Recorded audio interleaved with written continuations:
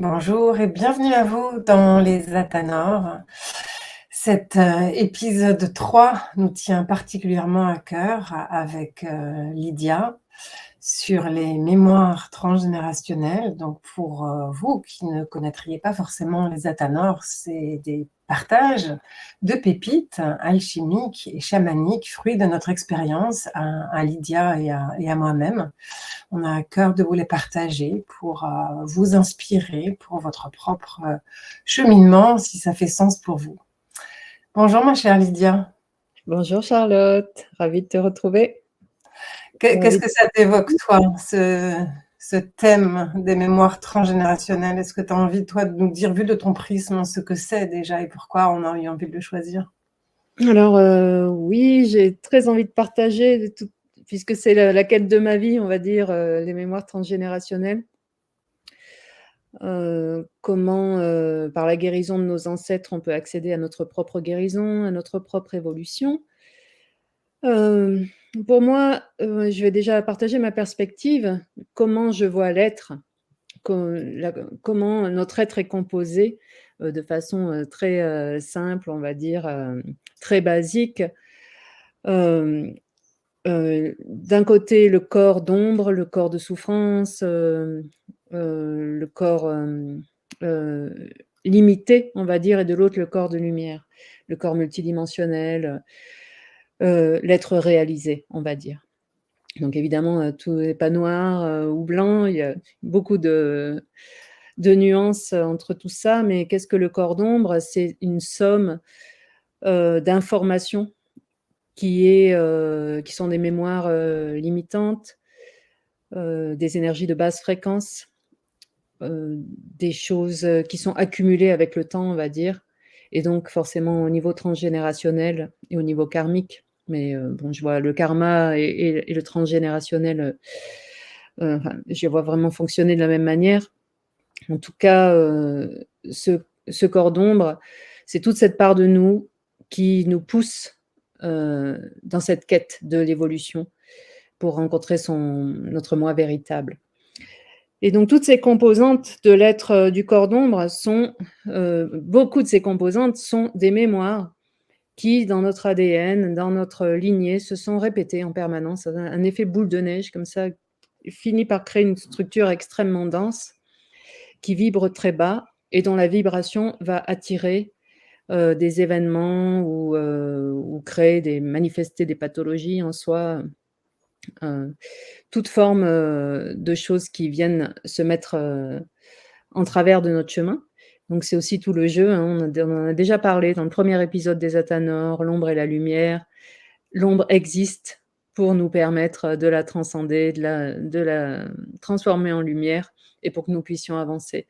Mais d'avoir la conscience que ces éléments sont en nous et que nous sommes aussi complètement, habités par ces énergies, c'est vraiment le premier pas, de la compréhension de l'importance d'aller guérir nos ancêtres, guérir ces traumatismes du passé pour pouvoir, se libérer de tous ces schémas, ces conditionnements qui sont, donc la conséquence, de ces mémoires qui nous habitent.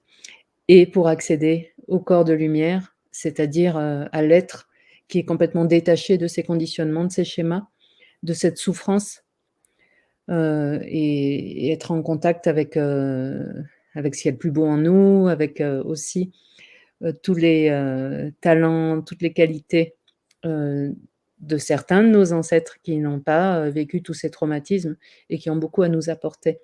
Donc, sans transmuter le corps d'ombre, il est très difficile d'accéder au corps de lumière. C'est pas que, il n'y a pas que la lumière, il y a toujours cet élément qui est là et qui nous permet d'avancer, et c'est toujours par la conscience, que déjà la conscience que ça existe, c'est le premier pas, vers la guérison des mémoires transgénérationnelles et plus loin, des mémoires transpersonnelles. Hmm. Ouais, l'idée, on se rejoint vraiment là-dessus parce que c'est deux thèmes qui nous passionnent toutes les deux. L'idée, c'est vraiment qu'on porte en nous-mêmes, dans notre corps, hein, dans les informations de notre ADN, ça a été même mis en valeur par des professeurs en médecine il y a quelques années. On porte en nous, dans notre corps, donc ces mémoires qui nous viennent, hein, tu l'as dit, du karma, qui nous viennent aussi de nos ancêtres, qui nous viennent aussi de cette vie-là. Et puis, l'inconscient collectif aussi, parce qu'on est tous connectés, hein, dans ce champ informationnel, et donc on peut capter aussi des informations plombées, ombres, bah, de toutes les personnes qui sont autour de nous et de toute l'histoire. Donc, l'idée, c'est de pas être dupe et qu'on a vraiment ça en soi. Et comme tu l'as très bien dit, de ne pas oublier aussi les lumières. J'aime bien dire que si nos ancêtres nous ont légué des lumières, hein, parce qu'on va aller largement sur les ombres aujourd'hui, hein, mais si nos ancêtres nous ont légué des lumières, les lumières, c'est quoi? C'est des transmissions sympathiques, hein, c'est des dons, des facultés, des intelligences émotionnelles, artistiques, des aptitudes particulières. Si on ne les utilise pas, si on ne les reconnaît pas, si on ne les honore pas, à ce moment-là, on va avoir des petits soucis qui vont nous le signifier. Et pareil pour les ombres, si on ne les prend pas en considération, évidemment, on va avoir des soucis aussi parce qu'elles rayonnent, hein. Donc, c'est super important, je crois, de prendre ça en considération, de ne pas les fuir, parce que sinon, il nous arrive des bricoles. Et c'est ce qui se passe d'ailleurs pour l'humanité. Donc, première idée, incorporer ces mémoires, les accueillir pleinement pour ce qu'elles sont, et d'autant plus qu'il y a une probabilité forte que ce que disent les sagesses ancestrales soit vrai et que notre âme les a choisis. Et s'il les a choisis, c'est pas pour rien, c'est dans un but spécifique, tant dans les lumières que dans les ombres, qui, comme tu l'as dit, donnent un élan vital vers qui nous sommes, c'est-à-dire vers notre lumière, hein. C'est donc, on va dire, pourquoi s'en préoccuper de ces ombres? Est-ce qu'on peut aller un peu plus loin dans le détail, Lydia? Pourquoi est-ce que c'est vraiment, et surtout aujourd'hui, d'aller vraiment regarder ces ombres qui vibrent et qui nous sont transmises par nos ancêtres au sens large, hein, karma, transpersonnel, etc. Et ce que tu dis est très important en disant pourquoi ces mémoires ainsi et pas d'autres, par exemple, parce qu'on a des milliards de mémoires. Si on peut remonter au début de l'humanité, on est vraiment tous un en ce sens, on est vraiment tous frères et sœurs, puisque on partage aussi énormément de mémoires ensemble, de mémoires types, on va dire. Et pourquoi telle ou telle mémoire va s'activer d'un coup dans notre vie et nous présenter un défi ou quelque chose qui va, une épreuve, hein, qui va nous permettre de nous réveiller aussi. Pourquoi celle-ci et pas une autre? Donc, la façon dont je vois les choses, c'est, on imagine un peu comme une carte. Chacun a sa carte personnelle et suivant la mission qu'on a à accomplir, notre personnalité, la vie qu'on mène et vraiment ce qu'on doit faire dans cette vie, certaines mémoires vont être plus importantes que d'autres à traiter et à transmuter. Donc, la nature est bien faite, tout ça fait partie des lois de la nature. La nature tend toujours vers l'évolution, la correction, la réparation. Que ce soit à un niveau exotérique, on va dire, donc de ce qui est visible autour de nous, on voit, hein, comment la nature s'adapte en permanence, ou à un niveau plus ésotérique, c'est-à-dire ce qui est plus occulte, ésotérique dans le sens vraiment ce qui est caché. La loi fonctionne de la même manière, donc tout tend vers l'évolution. Déjà, savoir ça, c'est super, dire il m'arrive quelque chose d'horrible et pourquoi des choses qui se répètent en permanence. C'est vraiment l'idée de la remise en scène de ces mémoires. Tant qu'on ne les a pas identifiées et transmutées, elles vont se remettre en scène. Regarde, il y a quelque chose là, hein, on a des signes en permanence. Donc déjà, savoir que tout ça, c'est pour notre évolution. Et une mémoire va se manifester parfois par rapport à certains événements ou la façon dont on est en train de vivre notre vie, ou un traumatisme. Déjà quelque chose va réveiller la mémoire, donc un choc ou une réalisation, et là, un ancêtre qui nous ressemble un peu, qui a eu un parcours un peu similaire, va se réveiller avec tout son bagage. Et c'est là qu'à partir du moment où cette mémoire est activée, donc elle va se mettre à vibrer beaucoup plus fort et peut manifester donc des choses assez lourdes dans notre vie, mais c'est toujours un signe.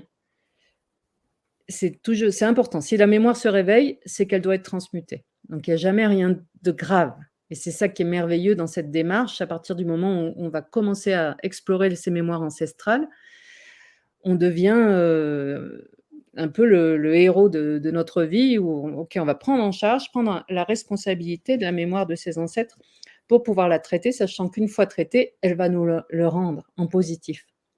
Un ancêtre guéri et devient, une force pour nous, alors qu'un ancêtre blessé est une faiblesse. Donc ça, c'est vraiment, déjà super de savoir ça, de se dire: «Bon, ben, OK, il m'arrive quelque chose, tout de suite je vais aller voir, qu'est-ce que ça veut dire? Et qui est cet ancêtre? Quelle est cette mémoire que j'ai besoin de transmuter?» Ces mémoires spécifiques, donc il va y en avoir peut-être, on va dire, ce que j'appelle des mémoires clés, heu, pas énormément, ça peut être, une dizaine de mémoires sur toute une vie qui vont vraiment être, très importantes et qui vont avoir une portée unique sur notre parcours. Donc permettre de nous mettre, de nous synchroniser avec notre chemin de vie, une fois traité et guéri. Je ne sais pas si c'est clair, mais Si, si, c'est tout à fait clair. Quelquefois, alors je partage totalement ce que tu dis, quelquefois je me dis, alors peut-être que c'est mon lot à moi et pas le lot de tous, mais quand j'observe le monde et tout ce qui nous arrive individuellement et collectivement, je me dis que peut-être on est venu justement pour nettoyer nos mémoires, ancestrales, pour passer à autre chose, individuellement et collectivement, parce qu'on est dans une ère de profonde métamorphose et que la métamorphose, elle passe par un nettoyage quelque part. Il ne s'agit pas de couper le cordon avec complètement, mais il s'agit justement de cette transmutation. C'est peut-être pas là pour rien, quoi. Et donc, l'intérêt pour moi de se préoccuper de ces mémoires transgénérationnelles, je dirais basiquement, c'est que tout ce que l'on fuit, tout ce à quoi l'on fuit, ben, ça résiste, comme disait Carl Gustav Jung, hein, tout ça, ça persiste. Si on résiste à ce qui est, ça persiste. Donc première raison, c'est, vraiment en avoir conscience, et on en a conscience parce qu'elle se réverbère dans notre réalité, qui est vraiment une opportunité de prendre conscience qu'on a ces mémoires à l'intérieur de nous, hein. Le monde extérieur est le reflet de notre monde intérieur. Donc si on a une disharmonie à l'extérieur, c'est, comme dit la tradition Ho'oponopono, hein, que tu connais bien, hein, cette tradition amérindienne et qui d'autres sagesses le disent aussi, hein, que c'est vraiment l'ombre qui se manifeste à l'extérieur est le reflet d'une ombre à l'intérieur pour mieux l'identifier et grandir en conscience. Donc déjà, première chose pour moi, c'est en prendre conscience. Déjà, rien que ça, quelquefois, ça peut être phénoménal, rien que le fait de prendre conscience qu'on a cette mémoire, quelque part symboliquement, c'est la reconnaître, l'accueillir, et quand on reconnaît ce qui est là, parce que ça a une raison spécifique, ben, ça peut déjà commencer à se dissoudre. Alors ça suffit pas toujours, mais c'est un premier pas, vraiment, fondamental. Donc en prendre conscience, évidemment, pour mieux les nettoyer, les pacifier, et je dirais même, bien souvent, il y a quelque chose qui nous pollue la vie, c'est des culpabilités qui ne nous appartiennent pas, qui nous sont, bien, bien transmises, et on est coupable de choses, donc on n'ose pas faire et on n'ose pas, assumer personnellement qui on est. Il n'y a pas que des culpabilités qu'on porte en soi, hein, mais c'est quand même des gros morceaux, et parmi les gros morceaux, ben, c'est ce qui nous est transmis aussi par la religion ou les religions, qui a évidemment plein de très beaux aspects dans les messages portés, mais qui a aussi des aspects très pervers, et notamment en nous donnant un rôle de coupable, de pauvre pécheur, dans la symbolique, et de pas digne de recevoir la lumière. Et ça, on porte en nous ce cliché-là, qui est peut-être complètement antinomique avec la réalité de qu'on est des êtres de lumière et qu'on est là justement pour rayonner la lumière. et le schéma de déresponsabilisation aussi. Absolument, ouais. Soit on ne peut rien faire, on a toujours besoin, d'une aide, enfin de quelqu'un pour nous dire ce qu'on peut faire ou pas, donc oui, et toute la clé de la guérison des ancêtres, c'est vraiment l'autoresponsabilisation. Se responsabiliser, prendre en charge, OK, d'accord, même si mes ancêtres ont fait des choses horribles, parce que c'est souvent le cas, on dit: «Oh là là, mes ancêtres, c'est pas mais je suis pas mes ancêtres, moi j'ai jamais fait ça, hein, si, mes ancêtres ont massacré, plein de gens lors de guerres, de génocides», on en porte tous en nous, et la victime et le bourreau de toute façon. Donc on ne se positionne, l'idée c'est de ne plus se positionner en victime, mais vraiment, prendre la responsabilité, dire: «OK, je vais aller guérir ça. Je vais, nettoyer ma lignée de ces crimes, horribles qui ont pu être perpétrés par mes ancêtres et c'est pas moi, mais c'est en moi. Mais là, j'ai pas le choix. Et je Je l'ai porte peut-être en moi donc Je l'ai peut-être choisi pour une raison précise, pour aller y puiser des choses, pour pacifier, hein. Peut-être que je m'incarne juste pour pacifier, mais peut-être aussi pour transmuter et on le verra tout à l'heure, l'utiliser dans une force positive, qui prend appui sur cette ombre-là. Il y a aussi une bonne raison, hein, de se préoccuper, à mon sens, des mémoires transgénérationnelles, c'est que je l'évoquais tout à l'heure, si on n'y fait rien, on les transmettra à notre tour, à nos enfants, si on en a. Nous 2, on n'en a pas, mais on a choisi autrement de transmettre peut-être. Si on veut pas transmettre tout l'arbre généalogique et tous ses travers, ben, et je crois que notre génération est là pour une bonne partie, justement pour éviter de retransmettre ces ombres aux générations futures. On le dit pour l'écologie, mais c'est vrai aussi pour nos pollutions intérieures. Comment on fait pour nettoyer notre planète personnelle, pour laisser un temple intérieur un petit peu plus pur à ceux qui nous survivront, qui vivront autre chose. oui, c'est vrai que toute cette conscience, en plus de transmutation des mémoires, ne date, pas de enfin, les pionniers, on va dire, sont, Sri Aurobindo en Inde et même, fondateurs d'Auroville qui ont, commencé à parler de la mémoire cellulaire et de l'importance, de transmuter la mémoire pour, changer de paradigme et accéder à cette nouvelle conscience. Donc on ne peut pas juste accéder à la nouvelle conscience comme ça, il y a toujours un travail à faire, toujours un effort, à faire, et c'est ce qui est merveilleux, hein. C'est toujours cette idée de la graine qui a besoin de pour devenir un arbre, hein, qui fait cet effort de sortir de la terre, ou du papillon qui sort de la chrysalide, toujours cette notion d'effort et qui peut être, heu, fait aussi avec beaucoup de joie et à partir du moment où on sort du schéma de victime, ça devient vraiment un jeu. Même si l'épreuve peut être parfois, heu très forte et un peu décourageante, mais il y a toujours moyen de guérir et comme tu le disais, c'est vraiment comme ça qu'on peut guérir, le collectif. Ça commence par l'individuel. Nos mémoires personnelles transgénérationnelles vont être des clés d'accès aux mémoires transpersonnelles parce qu'on a tous il y a toujours ces mémoires types, qu'on retrouve, dans toutes les lignées de toute l'humanité, hein, les infanticides, parricides, l'abus du féminin, l'abus des enfants, des mémoires un peu clichés, on va dire, hein, à ces types. Donc à travers le champ transgénérationnel, on peut à ce moment-là aussi, dès qu'on transmute quelque chose en nous, on le transmute pour la planète et pas seulement pour les enfants, mais aussi pour, et toute la lignée de toutes les branches de l'arbre dans tous les sens, Mmh, jusqu'à la forêt. mmh.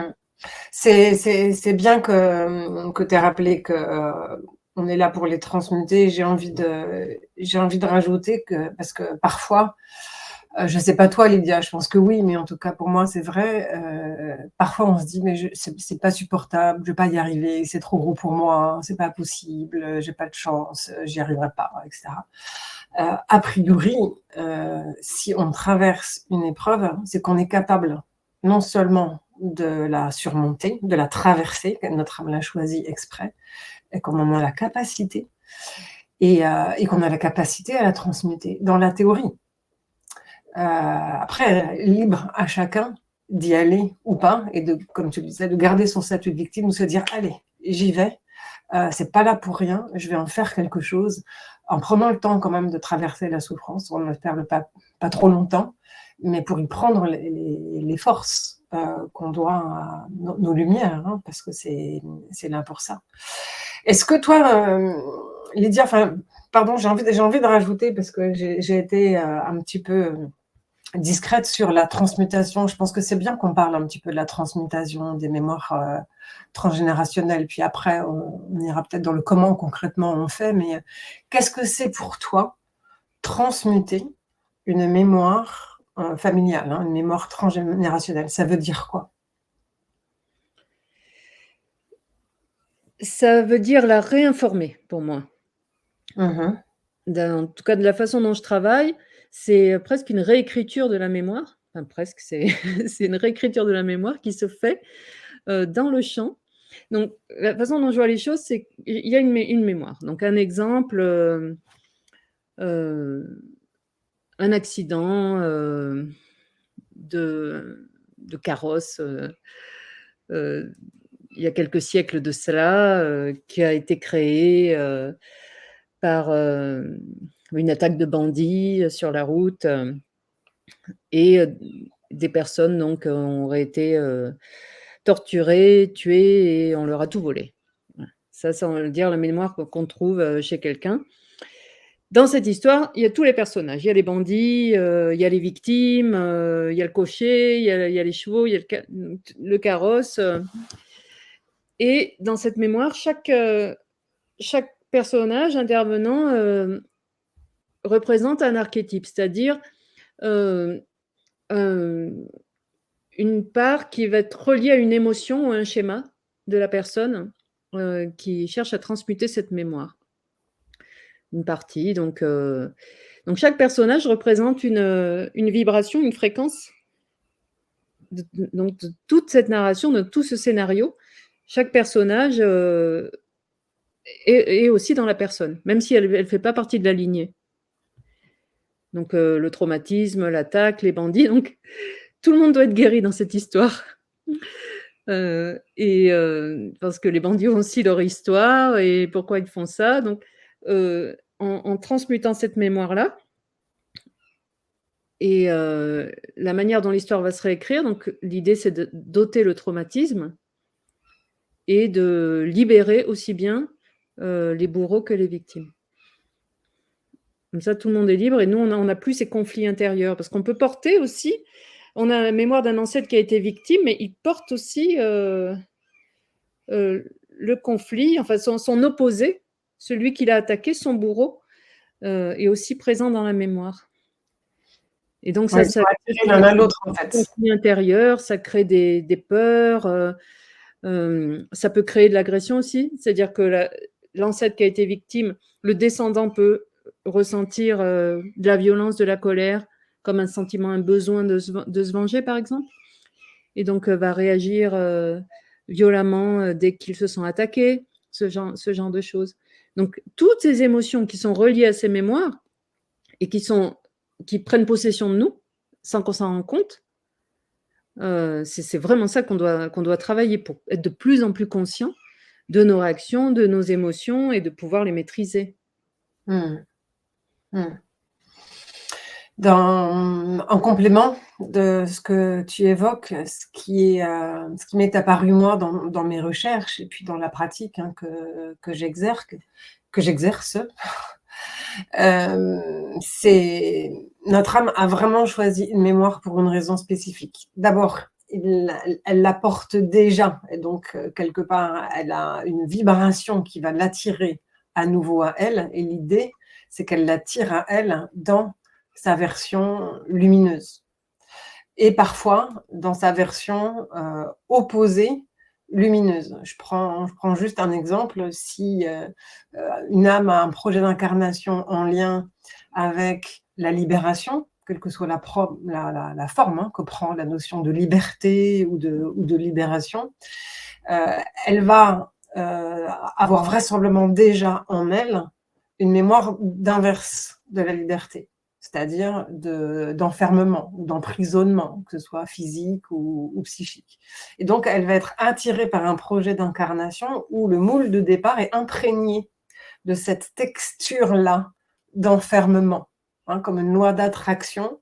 Elle va aller dans quelque chose qui est de l'ordre de l'enfermement, pas parce que c'est la faute à pas de chance, tout ça, parce qu'elle l'a choisi pour se donner une impulsion clé d'aller œuvrer à l'opposé de l'enfermement, c'est-à-dire le désenfermement. C'est une loi logique dans le Tao et puis dans dans d'autres sagesses aussi, si on souffre de quelque chose, spontanément, on va vers l'inverse, hein. Si je souffre du froid, j'ai une espèce de quête pour aller compenser, le froid par son opposé, c'est-à-dire le chaud. Et donc les mémoires qu'on a choisies, pour partie, notamment pour les parties ombres, c'est pour nous donner des élans de vie, des quêtes et même des aptitudes en lien avec l'opposé de ce qu'on vit. Donc si par exemple, on porte, et on est nombreux à porter une mémoire du féminin bafoué, hein, on l'a traité, la dernière fois, dans l'épisode 2, eh bien, c'est pour mieux aller œuvrer à la sublimation du féminin et à l'équilibre des forces féminins et masculins. J'ai juste envie de donner un exemple personnel qui est éloquent d'ailleurs, parce qu'il parle justement des mémoires familiales. Dans ce qu'on vit, à chaque fois qu'on vit une épreuve, hein, comme je l'évoquais tout à l'heure, ça vient nous dire qu'on a une dissonance équivalente, même si parfois c'est métaphorique, à l'intérieur de nous, qui correspond à une mémoire familiale. Et donc j'ai vécu quelque chose de cet ordre, j'en vis régulièrement, hein, mais qui est assez éloquent dernièrement, où j'ai été victime d'un détournement de l'héritage de mon père. Et donc l'information qui vibre en moi, si elle m'est inconfortable, voire carrément pénible, c'est que je porte en moi une mémoire de détournement d'héritage. Donc je suis allée voir dans mes mémoires transgénérationnelles et j'ai observé qu'effectivement, il y avait eu des détournements d'héritage des deux côtés, hein, papa et maman. Parfois, c'était de la manipulation et de la mesquinerie. Parfois, ça ne l'était pas, mais c'était quand même du détournement. C'est-à-dire qu'un héritage a été détourné pour des raisons parfaitement logiques, mais ça a été détourné. Et c'est pour mieux me dire que j'ai à œuvrer avec, d'une part, on ne se détourne pas de notre héritage, notre patrimoine généalogique, on le regarde, on ne le détourne pas, on ne s'en détourne pas, mais aussi pour le détourner dans sa version lumineuse. C'est-à-dire, qu'est-ce qu'on en fait? Depuis que j'ai eu cet embêtement-là, ça m'a invité à m'intéresser de façon beaucoup plus consistante dans ma pratique alchimique, à aller chercher les mémoires familiales. Avant, je le faisais quasiment pas, ou c'était extrêmement rare. Donc là, c'était pour m'inviter à aller utiliser les blessures transgénérationnelles comme ingrédient clé à ma pratique, et c'est vrai que ça donne davantage de puissance. Donc juste un petit exemple personnel, qui est une mise en abîme quelque part. Pourquoi je m'intéresse aux mémoires familiales? Parce que j'ai quelque chose à faire avec le détournement de cet héritage-là dans sa version, dans sa version lumineuse. Toi, je suis sûre que tu as plein d'exemples avec ta pratique chamanique, Lydia, de magnifiques transmutations des personnes que tu as accompagnées. Oui, j'ai pas mal d'exemples. Et je vais parler d'un exemple qui me concerne aussi, qui est pour moi, ça a souvent été des problèmes de santé, qui m'ont amené à aller chercher des mémoires transpersonnelles. Et puis bon, j'ai eu des problèmes assez bien poussés, bien avancés, mais juste quelque chose d'assez simple. J'ai eu une tendinite au bras droit pendant peut-être 2 ans, 2-3 ans, impossible de m'en débarrasser. Et un jour, donc, je me dis: «Bon, il faut que j'aille voir ce qu'il y a là». J'étais encore un peu au début de ma pratique, mais je suis rentrée dans la transe chamanique, et là, j'ai revécu une mémoire, alors vraiment comme si j'y étais, heu, où je me voyais moi, mais j'étais un homme en fait, j'avais vraiment des bras musclés, sur un champ de bataille, avec une épée, et là, je prends un coup d'épée qui me coupe, le bras, mais vraiment juste à l'endroit, enfin qui coupe le bras de cet ancêtre. Donc je ressentais toutes les sensations, j'étais vraiment lui, à l'endroit de la tendinite. Ça a été instantané, la tendinite, a disparu. J'ai revécu l'émotion, j'ai revécu le choc, et ça a disparu. Donc ça, c'est vraiment la façon chamanique, d'appréhender, les choses, parce que, bon, j'étais observatrice et en même temps j'étais, dans la situation, je savais que c'était pas moi. Mais sinon, j'avais des choses très troublantes. Par exemple, un patient qui souffrait d'asthme, et lors du travail, je vois une mémoire de soldat gazé, pendant la Première Guerre mondiale et donc je lui en ai fait part et donc on a libéré cette mémoire, hein. L'asthme, a guéri dès que la mémoire a été libérée. Mais après, en faisant des recherches, il a effectivement vu que je crois que c'est son grand-père ou arrière-grand-père, avait été gazé pendant la guerre de 14 et le plus troublant, c'est que le jour, par exemple, le jour où il a été gazé, c'était un 3 juillet. Le jour où l'asthme s'était déclenché pour la première fois chez le patient était un 3 juillet. Mmh. C'est la même date. Donc ça aussi, il y a des timings quelque part dans les mémoires, quand elles s'activent, même si le temps linéaire, finalement n'existe pas dans le champ, transpersonnel ou le champ morphogénétique, on va dire tout le champ planétaire. On peut vraiment se déplacer à n'importe quelle époque. Finalement, tout est instantané, toutes les mémoires sont présentes au même moment et c'est pour ça qu'on peut même remonter parfois très loin dans le temps et que la mémoire est très vivace. Mmh. Mmh. J'entendais l'autre jour, ce que tu dis là, cette guérison instantanée, c'est pas la première fois que j'entends ça. J'écoutais l'autre jour un podcast sur les mémoires familiales et il y avait un psychiatre, un psychologue transgénérationnel qui racontait qu'une famille venait vraiment désespérée après 6 mois d'avoir vu plein de psychiatres, etc. parce que un de leurs enfants, donc des jumeaux sont nés, et un des 2 jumeaux, très, très petit, 6 mois, se tape la tête au sol, contre le mur, contre tout ce qu'il trouve, régulièrement au point de se faire mal. Et on ne comprend pas ce qui se passe. Et le psychologue transgénérationnel demande, est-ce qu'il y a des jumeaux dans votre famille, dans les antécédents? Et les parents répondent, bah oui, mon grand-père avait un jumeau, mais pour préserver la mère, il a fallu sacrifier un des 2 jumeaux à la naissance. Mmh. Et à partir du moment où ça a été évoqué, l'enfant, qui portait donc cette trace-là, de culpabilité, quelque part, de son arrière-grand-oncle tué, assassiné ou sacrifié, il a arrêté de se cogner la tête. C'est-à-dire que rien que le fait de faire le zoom, d'accueillir quelque part, de prendre en considération la blessure ou la dissonance, ça peut se soigner instantanément. Alors quelquefois ça suffit pas, il n'y a pas que des trucs magiques comme ça, mais disons que c'est un premier pas vraiment fondamental. Et j'ai plusieurs aussi exemples assez éloquents, notamment une de mes clientes qui, elle ne comprenait pas pourquoi elle n'arrivait pas à se laisser serrer dans les bras par l'être cher, par son amoureux en fait. C'était impossible pour elle. Et une peur, panique. Et en fait, elle a pris conscience que sa grand-mère avait été tuée par l'être aimé qui la serrait. Mmh.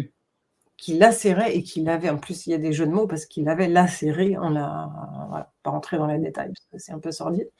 À partir du moment où c'est venu à sa conscience, ça a libéré quelque chose. En fait, c'est ce qui est inconscient et qui pèse, quand on met de la lumière dessus, ça peut contribuer grandement à libérer, d'où vraiment l'intérêt d'aller les rechercher, au moins de faire la lumière dessus, c'est une étape fondamentale, ce que j'appelle moi faire la lumière sur l'ombre.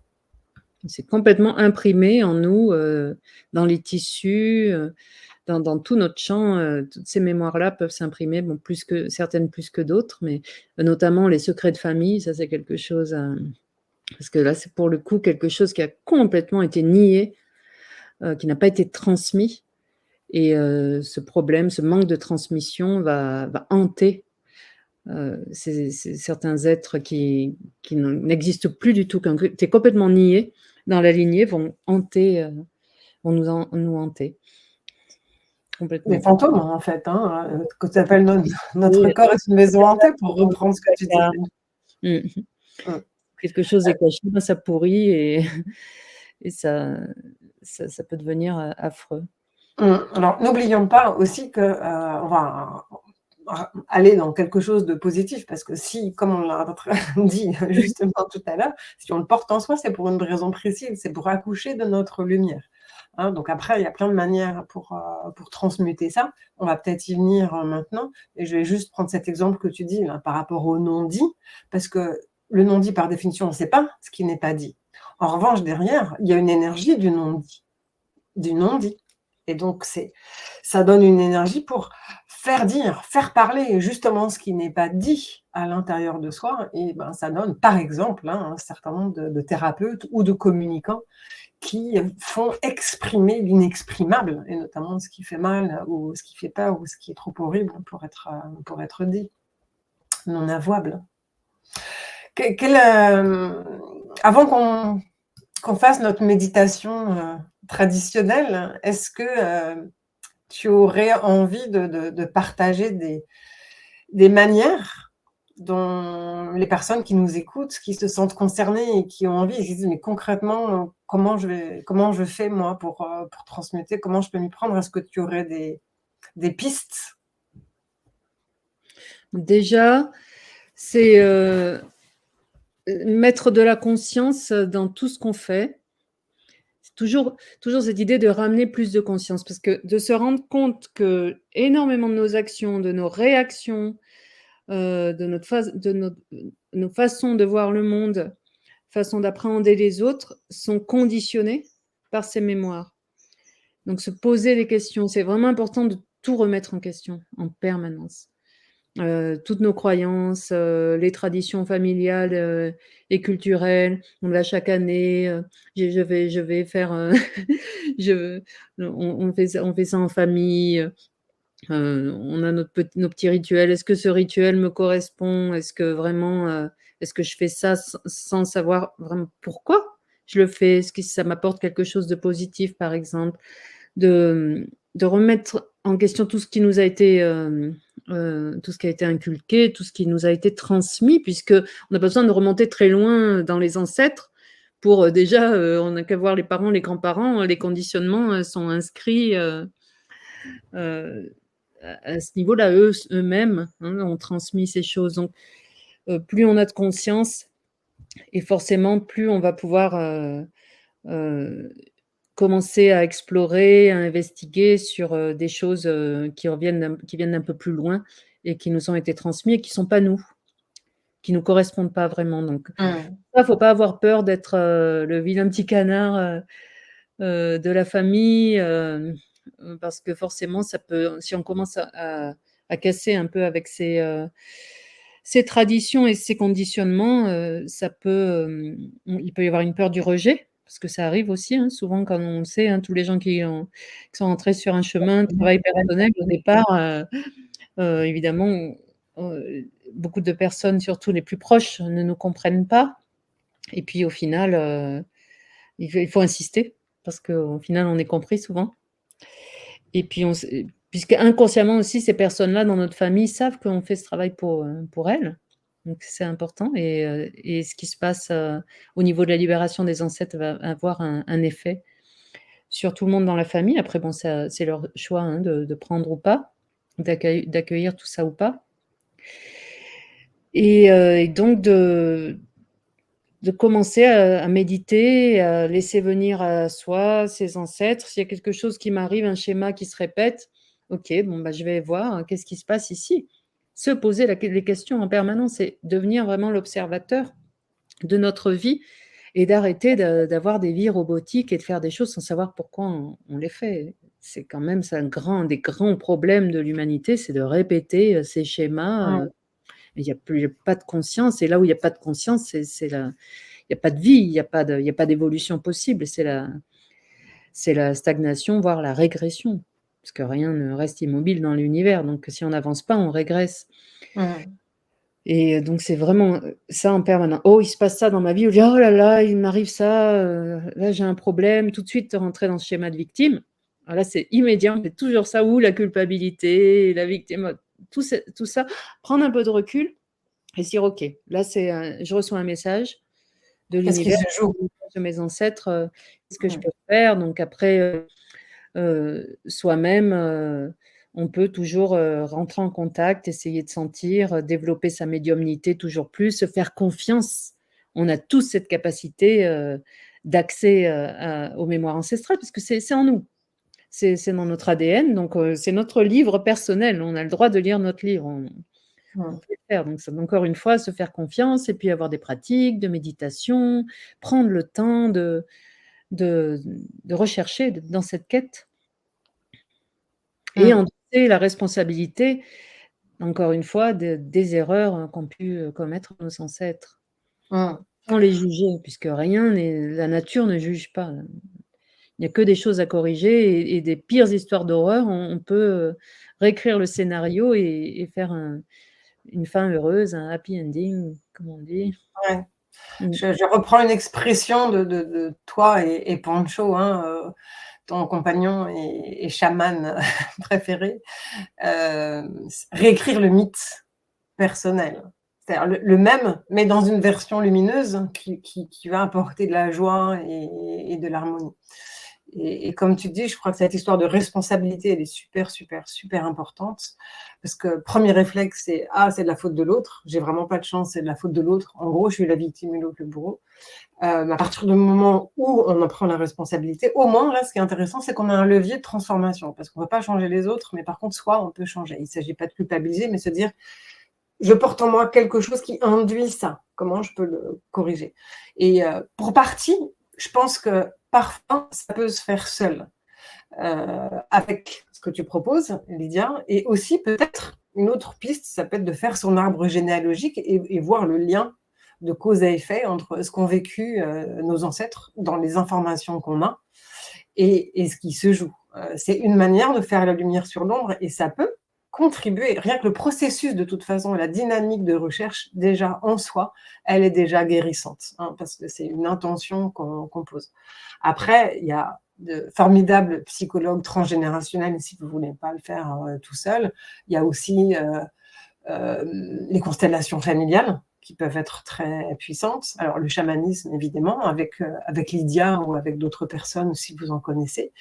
De mon côté, avec l'approche alchimique, le fait de faire la lumière sur l'ombre et ensuite d'identifier les ressources clés qu'on porte en soi et qui prennent naissance dans ces mémoires familiales, c'est une manière de les détourner et donc de les transmuter dans leur version lumineuse. Donc peut-être vous connaissez d'ailleurs d'autres pratiques qui existent pour aller plus loin et aller dans le concret, dans l'accueil et la transmutation de ces mémoires. Il y a l'hypnose aussi, et c'est vrai que l'hypnose, c'est une forme de transe. La L'hypnose transe, régressive, bien, puisque on quitte le mental. Dès qu'on est dans la transe, on rentre directement en contact avec l'inconscient. Une transe induite ou par quel que soit l'outil. C'est toujours un bon moyen, même dans ton travail de coaching, Charlotte. J'ai fait les séances que j'ai fait avec toi, je suis complètement dans la transe. Enfin, même dans la conversation, on rentre dans un état second et on a accès à l'inconscient. Il y a les mémoires cellulaires aussi que tu as évoquées tout à l'heure, les biorésonances, enfin, il y a plein de techniques. La Si ça vous médecine quantique. vous trouverez celle qui correspond à votre vibration personnelle, hein, parce que tout le monde n'est pas forcément intéressé par le chamanisme ou l'alchimie ou ci ou ça, mais vous trouverez ce qui vous fait vibrer le plus. Et le plus important pour moi, c'est de vous mettre dans une dynamique où vous avez l'intention de. Et là, les portes vont s'ouvrir à un moment forcément vers ce qui vous correspond. Le chamanisme est important si dans la mémoire, il y a des pratiques de magie, de rituels, de sortilèges, ce genre de choses-là, on a besoin d'un chaman, parce que ça devient un peu plus compliqué à transmuter quand il y a eu vraiment des pratiques rituelles et des pactes faits avec certaines forces involutives, tout ce genre de choses. Là, effectivement, le chaman est important. L'importance de cette pratique, parce que tout seul, c'est un peu dur. C'est Harry Potter. Oui, et c'est beaucoup. Hein. L'humanité est faite de ce type d'histoire. Hein. La magie pervertie pour Et encore aujourd'hui. l'ennemi, c'est encore, oui, voilà, encore aujourd'hui, malheureusement, pollue énormément le champ. Est-ce que tu as envie de rajouter quelque chose, Lydia, avant qu'on propose notre méditation traditionnelle? pour clore? Juste, c'est magnifique d'avoir, conscience de ses ancêtres. Tu parlais d'arbre généalogique et c'est vrai que souvent les ancêtres qu'on va trouver, c'est ceux justement, qui sont pas, qui n'apparaissent pas vraiment, dans la lignée. Donc toujours, savoir qu'il y a de ces êtres, au fond de nous qui sommeillent et qui ont envie d'être entendus et de leur donner beaucoup de compassion et d'amour, hein, encore une fois, hein, c'est toujours le message final, c'est l'amour, qui guérit tout, c'est l'acceptation totale, c'est la compassion et je trouve ça tellement merveilleux. Personnellement, mon cheminement à la rencontre de mes ancêtres, traiter les traumatismes de mes ancêtres et ensuite rencontrer les grands ancêtres, ceux qui ont vraiment, enfin, les initiés, ceux qui ont, plein de talents, plein de qualités à nous offrir et qui sont souvent inaccessibles à cause des traumatismes, des autres qui étouffent quelque part, leur présence en nous. Donc ça peut vraiment changer la vie et pour moi, c'est une clé, hein, transmutation des mémoires, ancestrales, une des clés de l'évolution, Mmh. au niveau planétaire. On n'est pas tous obligés de le faire puisqu'encore une fois, quand on le fait pour soi, ça agit aussi sur les autres et au final, on est tous un. Donc allez-y, vous pouvez vous y atteler, c'est une aventure merveilleuse. Très C'est libératrice. très libératrice et puis, et qui peut vraiment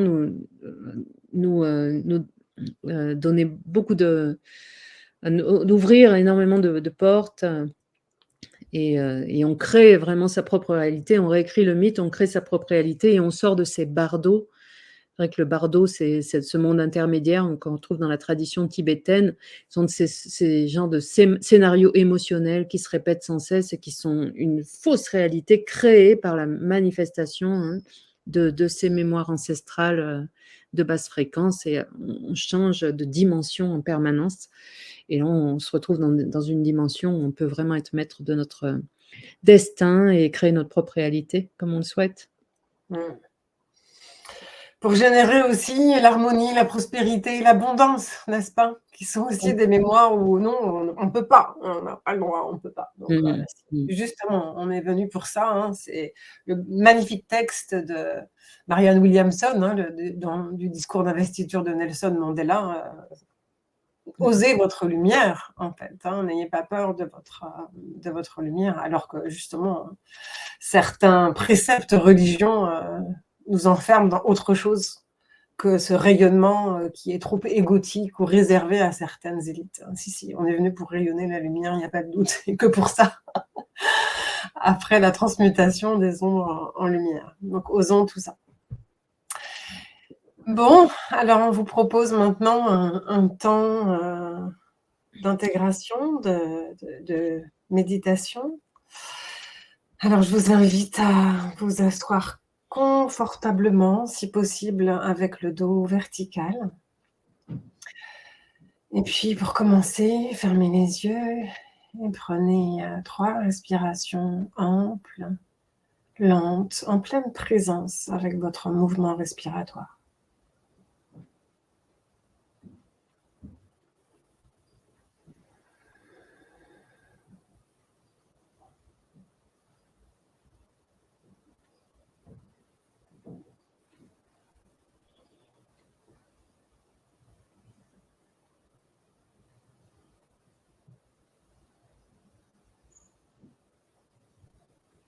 Et en reprenant une respiration plus normale, je vais vous inviter à visualiser qu'à chaque inspiration, vous remplissez de la lumière qui vient à vous par vos narines,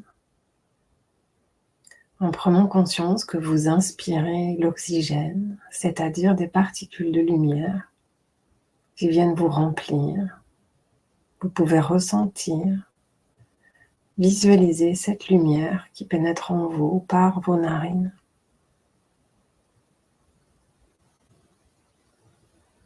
Une énergie protectrice, nourrissante, vivifiante, qui vous inonde, qui inonde tout votre corps jusqu'au cœur de vos cellules.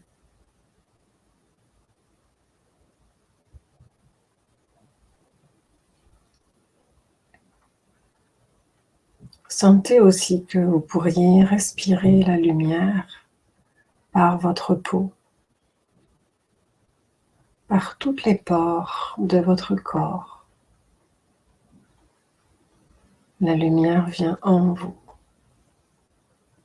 en toute sérénité, en toute sécurité. Vous êtes un océan de lumière, naviguant dans la lumière.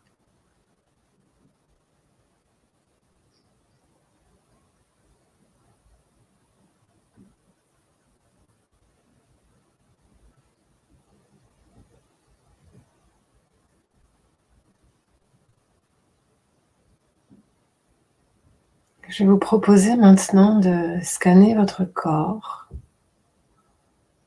pour identifier une gêne, un inconfort, voire une douleur, une tension.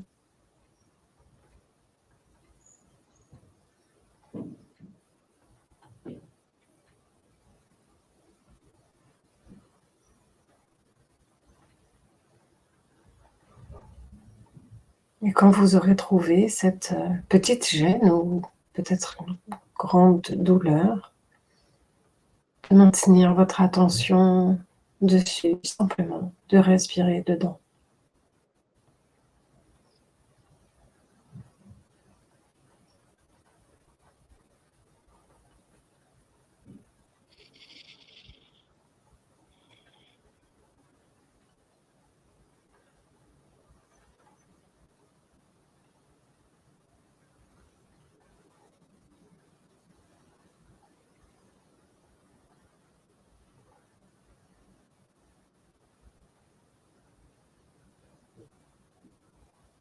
Et je vous propose d'envisager que cette douleur, cette gêne, cet inconfort soit une mémoire qui vibre, une mémoire d'un ancêtre qui vibre spécialement pour se manifester à vous, pour que vous l'accueilliez et éventuellement la transmuter. Donc, je vous invite dans un premier temps simplement à observer cette gêne, on va appeler petite ombre, à l'accueillir avec tendresse, comme quelque chose qui fait partie de vous et qui demande à être simplement observé, accueilli, reconnu.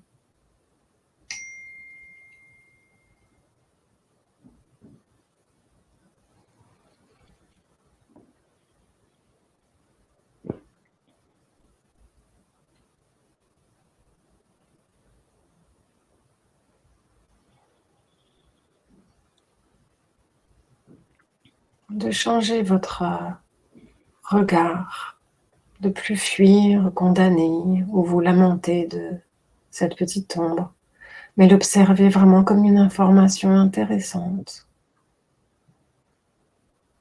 avec empathie peut-être, d'une mémoire, d'un ancêtre, qui a peut-être un message important pour vous et votre épanouissement.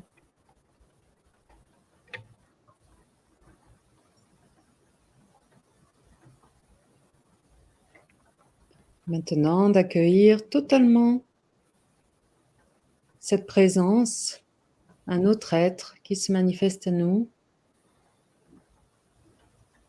Peut-être un léger vertige, une sensation de ne pas être seul.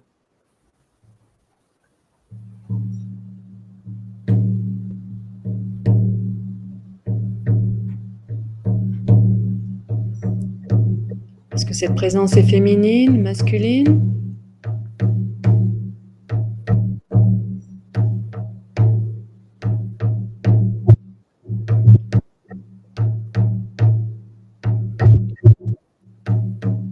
Adulte, enfant ?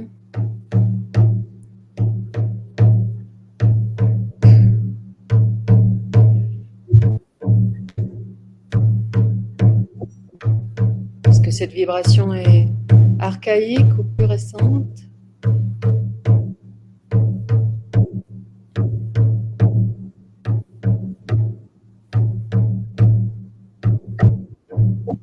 laisse venir à soi des images, des sensations, des émotions.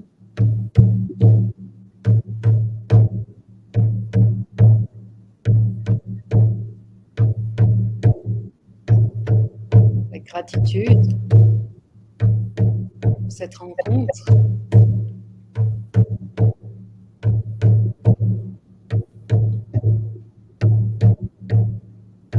Avec le désir chevillé au corps et au cœur.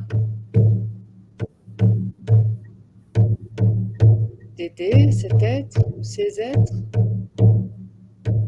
à s'exprimer, à se libérer.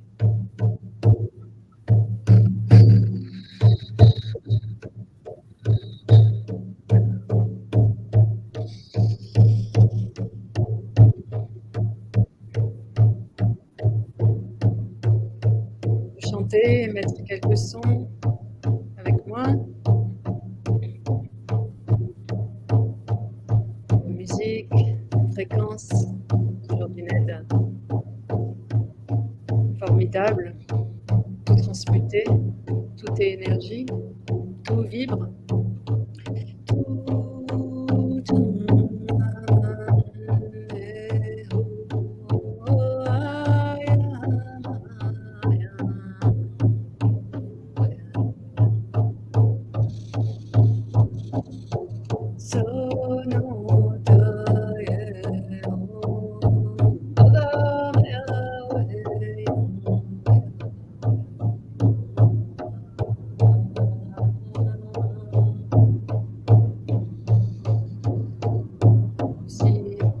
Bouger son corps, il danse comme un serpent, faire circuler l'énergie.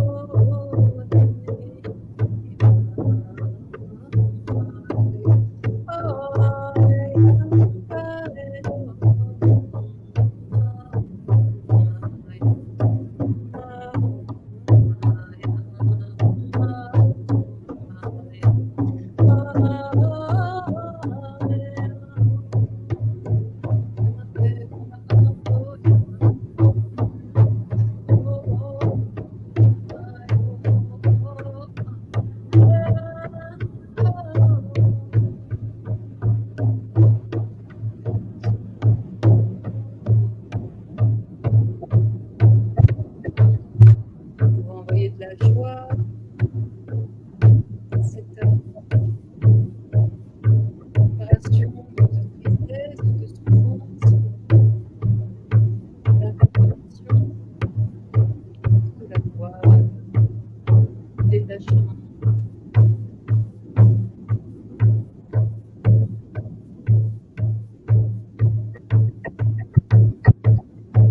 Si rien ne nous est venu, nous pouvons aussi demander à ce que cette mémoire se manifeste plus tard, une intuition, un rêve. Ce qui compte, c'est que nous soyons conscients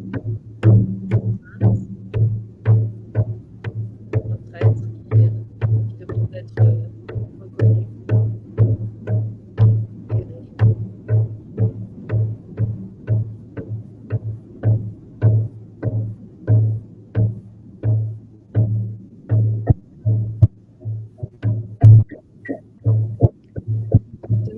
Visualisons un magnifique portail en face de nous, portail de lumière.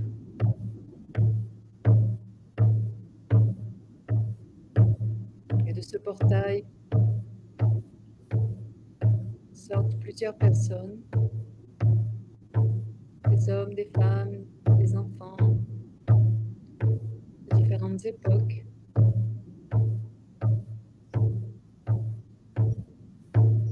Ce sont nos ancêtres, ceux qui tiennent à nous transmettre leur plus beau présent, leur amour, leur talent, leur qualité. Ils viennent autour de nous, ils nous entourent.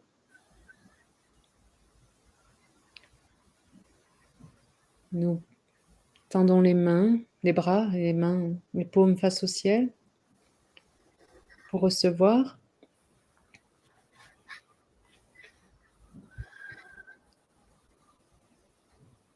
Et certains de ces ancêtres, tour à tour, viennent nous remettre des petits dons, des petits objets, des sources d'énergie.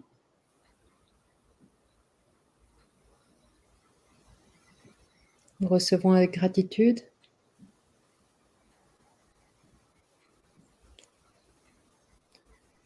Et dès que nous les recevons, nous les mettons dans notre cœur. Plaçons toute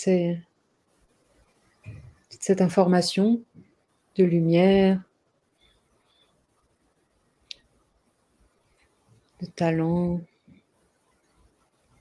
transmission unique de ces ancêtres à nous.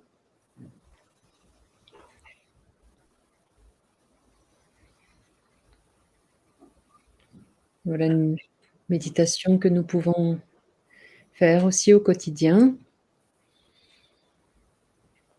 en faisant sonner nos tambours, nos maracas, ou seulement un peu de son, un peu de chant. Et surtout cette visualisation.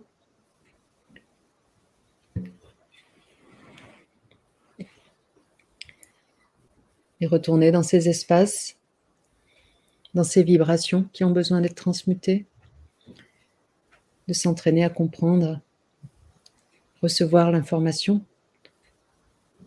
sans tenter de la décrypter intellectuellement, juste la recevoir et faire confiance à nos outils de transmutation. Merci. Merci beaucoup, Lydia, pour ton énergie chamanique qui vibre à travers les ondes de l'Atlantique.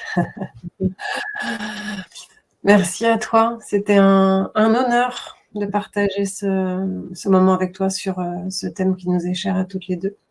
Merci. Même chose. Pour cette fin d'année, c'est un bon thème puisque je pense qu'il va falloir continuer à transmuter, les amis. Il y a du travail sur Terre. Oui, on le voit aussi astrologiquement. Il y a encore un peu de transmutation d'ombre avant le passage à la lumière, mais c'est en cours. La métamorphose est vraiment en cours. Donc, gardons confiance. Je me mets dans le lot parce que quelquefois, je peux avoir tendance, moi aussi, à flancher un peu devant l'immensité de la tâche, individuelle, et puis collective aussi. Donc, gardons espoir. On est peut-être venu pour ça, pour œuvrer en colibri, chacun avec notre couleur, à cette métamorphose. Donc, merci de votre confiance, de votre fidélité peut-être. Et puis, on vous dit belle transmutation. Et puis, à la prochaine fois pour un prochain épisode des Athanors. Merci. À bientôt. Bonne fin d'année. Au revoir.